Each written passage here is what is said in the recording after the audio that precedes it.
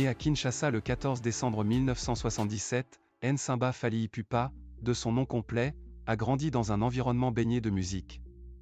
Très jeune, il chantait déjà dans la chorale de l'église et évoluait dans sa ville de Bandal, célèbre pour ses boîtes de nuit et ses bars, où de nombreux artistes se produisaient régulièrement.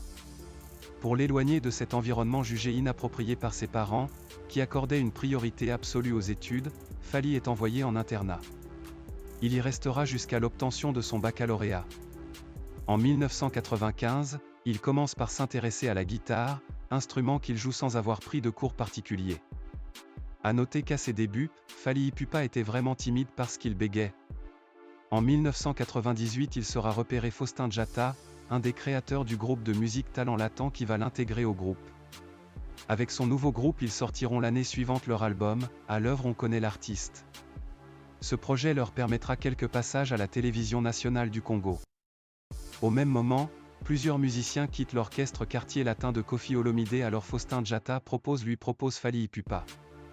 Lors de son test pour intégrer l'orchestre de Koffi Olomidé, Fally Ipupa met tout le monde d'accord avec sa voix mielleuse et ses pas de danse. Koffi Olomidé le prend contre une forte somme d'argent, ce qui lui vaudra le surnom de Anelka car il est le musicien le plus cher de ce mercato.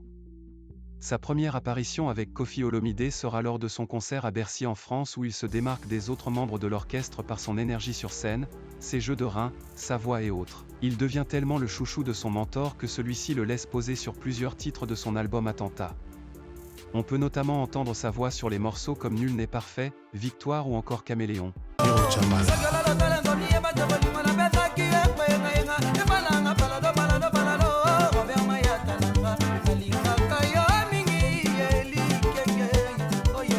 Comme d'habitude, Fally ne déçoit pas son mentor et le public l'apprécie de plus en plus.